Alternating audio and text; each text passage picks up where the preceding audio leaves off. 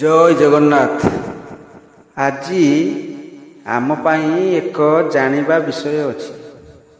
ଆମେ ଏମିତି ଅନେକ ମନ୍ଦିର ଦେଖିଛୁ ଯେଉଁଠାରେ ଅଶ୍ଳୀଳ ମୂର୍ତ୍ତି ଚିତ୍ର ଥାଏ।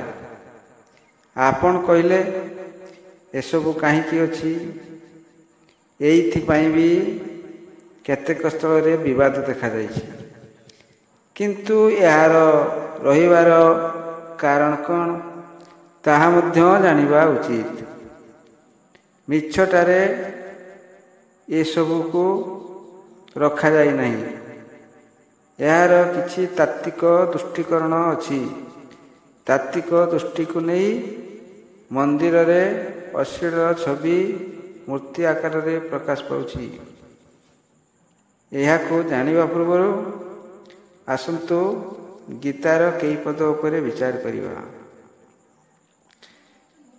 ନିରାଶ୍ରିୟତ ଚିତ୍ତାତ୍ମଂ ତ୍ୟକ୍ତ ସର୍ବ ପରିଗ୍ରହ ଶାରୀରଂ କେବଲଂ କର୍ମ କୁର୍ବଣଂ ପ୍ରତି କିଲ ସମ।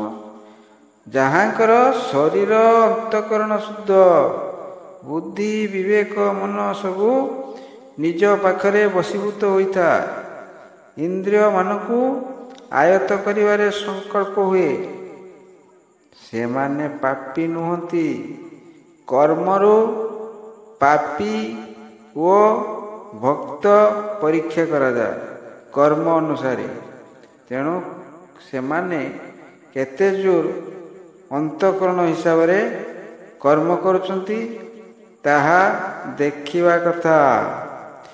ଆଉ ଗୋଟିଏ ପଦ ନେବା।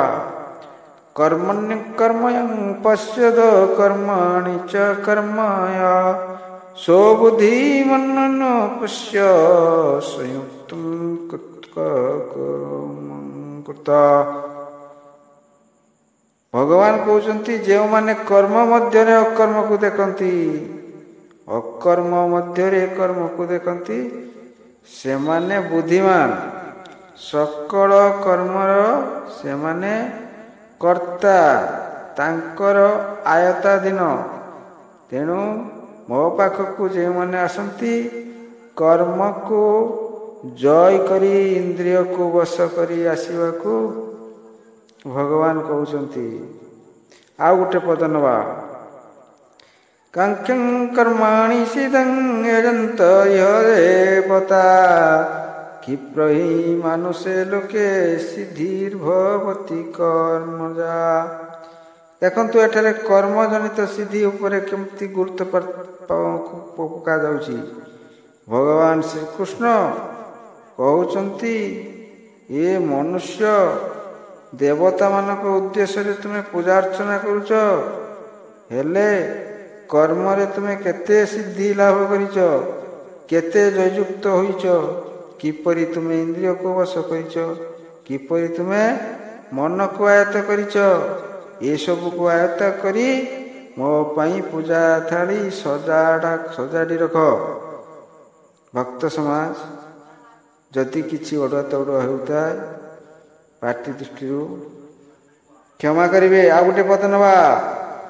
ମୟବ ମନ ଦୋଷ ମୟୀ ବୁଦ୍ଧି ନିବେଶୟ ନିବେଶିଷ୍ୟସି ମୟର୍ଭୂର୍ଦ୍ଧ୍ୱନ ସଂଶୟ। ଭଗବାନ କହୁଛନ୍ତି, ରେ ଶୁଦ୍ଧ ଚିତ୍ତି ବୁଦ୍ଧି ମନ ସବୁକୁ ଆୟତ୍ତ କର। ଆୟତ୍ତ କରି ମୋର ଶରଣକୁ ଆସ। ଯଦି ତୁମର ମନ ଅପବିତ୍ର, ତେବେ ବାହାରେ ହିଁ ତୁମର ପରୀକ୍ଷା ହେଉଛି। ମନ୍ଦିର ପଶିବା ପୂର୍ବରୁ ବାହାରେ ତୁମର ପରୀକ୍ଷା କରାଯାଉଛି। ତୁମର ନୟନ ସେହି ଅଶ୍ଳୀଳ ଚିତ୍ର ବା ବସ୍ତୁ ପାଖକୁ ଯାଉଛି କି? ଯଦି ଅଶ୍ଳୀଳ ବସ୍ତୁ ପାଖକୁ ଆଖି ଯାଏ, ମନ ଯାଏ, ତେବେ ତୁମେ ଭକ୍ତି ରୂପକ ପୂଜା କରିବାକୁ ଯୋଗ୍ୟ ନୁହଁ। ମନ୍ଦିର ବାହାରରୁ ହିଁ ତୁମର ଫେଲ୍, ତୁମେ ଅସଫଳ। ସେଇଥିପାଇଁ ଆଗରୁ କେତେ ମୁନି ଋଷି ଯେତେବେଳେ ତପସ୍ୟା କରନ୍ତି, ଉର୍ବଶୀ ମେନକା ଭଳି କେତେ ନର୍ତ୍ତକୀ ସ୍ୱର୍ଗରୁ ଆସି ତାଙ୍କ ତପସ୍ୟା ଭଗ୍ନ କରିବାର ଦେଖାଯାଇଛି। ହେ ଭକ୍ତ ସମାଜ, ଅଶ୍ଳୀଳ ଚିତ୍ର ଥିବା ସ୍ଥାନରେ ଯାଇ ତୁମେ କେତେ ଜୋର ଇନ୍ଦ୍ରିୟ ସଂଯମ କରିଛ ଥରେ ପରୀକ୍ଷା କର। ସେଇ ଫଟୋ ଚିତ୍ର ଉପରେ ଯଦି ଆଖି ଆସେ, ତୁମର ଭାବନା କେତେ ତଳକୁ ଯାଉଛି କିମ୍ବା ସେଇ ଚିତ୍ରକୁ ଦେଖି କେତେ ଉପରକୁ ଉଠୁଛି, ତାହା ନିଜେ ଅନୁମାନ କରିପାରିବ। ତେଣୁ ମନ୍ଦିର ମାନଙ୍କରେ ଅଶ୍ଳୀଳ ଚିତ୍ର ଥାଏ, ଅଶ୍ଳୀଳ ମୂର୍ତ୍ତି ଥାଏ। ଏଇଥିପାଇଁ କି ହେ ଭକ୍ତ, ତୁମେ ମନ୍ଦିରକୁ ପ୍ରବେଶ କରିବା ପୂର୍ବରୁ ଏହି ଛବି ବା ବସ୍ତୁର ଉତ୍ତମ ରୂପେ ପରୀକ୍ଷା ଦିଅ।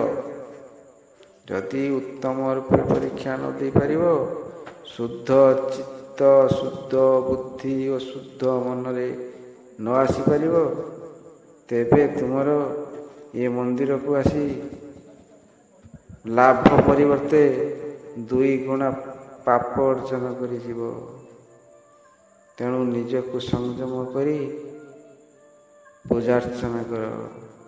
ପୂଜାର୍ଚ୍ଚନା, ଧ୍ୟାନ, ତପ, ଜ୍ଞାନ, ଯୋଗ ଏସବୁ ମନରେ ଥାଏ।